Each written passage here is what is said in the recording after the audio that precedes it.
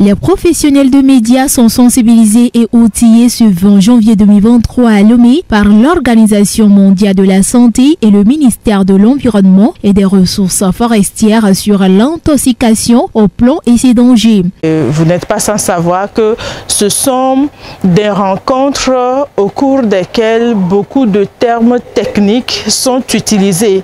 Là, le journaliste rend cela accessible à la population ou à la cible pour qu'on puisse mieux maîtriser ce qui constitue le danger dans l'utilisation de ces produits chimiques-là et garder la santé. C'est dans le cadre de la célébration de la 10e semaine internationale pour la prévention de l'intoxication au plomb célébrée du 23 au 29 octobre dernier que la rencontre a été organisée. La 10e semaine internationale de prévention au plomb, donc le Togo l'a célébré en différé.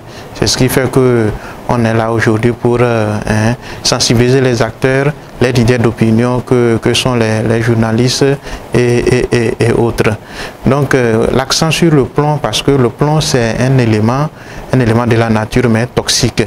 Donc toxique, c'est vrai qu'il y a les intérêts du plomb, donc l'homme l'utilise dans beaucoup de choses, les batteries, les peintures à plomb et consorts. Donc il faut maintenant sensibiliser les acteurs, les utilisateurs pour prévenir l'exposition, c'est-à-dire pour minimiser les risques et prévenir la santé humaine et l'environnement. 4 thématiques ont meublé les discussions. Il y a des peintures dans lesquelles on a pu trouver plus de 10 000 parties par million, ce qui est un taux assez haut. Je rappelle que 90 parties par million, c'est le taux standard que la communauté internationale a décidé d'appliquer pour faire en sorte que le taux de plomb qui doit être dans l'organisme soit inférieur à un taux qui puisse avoir des répercussions négatives sur l'organisme humain. Le plomb est l'un des métaux les plus dangereux au monde. Les personnes les plus vulnérables, d'abord, il y a les femmes qui sont plus vulnérables à ces genres de substances parce que c'est des substances qui aiment les tissus adipeux. Donc les femmes sont des couches vulnérables et aussi les enfants en termes de fragilité, que ce soit de leur système immunitaire et de leur innocence, c'est-à-dire qu'ils ne savent pas ce qu'ils mettent dans la bouche et qu'on sort.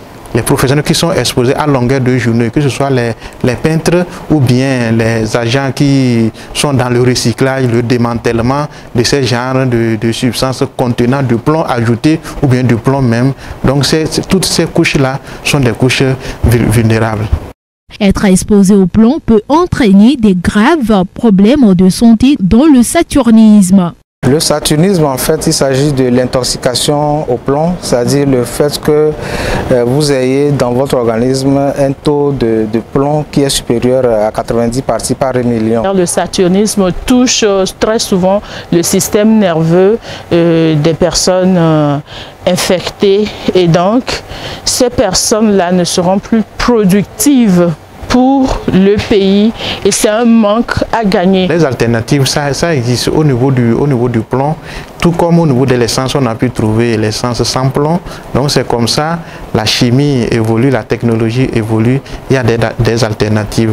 Au niveau de la peinture à plomb par exemple, il y a maintenant des peintures sans plomb qu'on fait et ça a les mêmes qualités que les peintures à plomb. Donc c'est pour cela qu'il faut sensibiliser pour que les acteurs, les importateurs puissent migrer vers ces genres de peinture sans plomb et maintenant préserver la santé des professionnels et de l'environnement.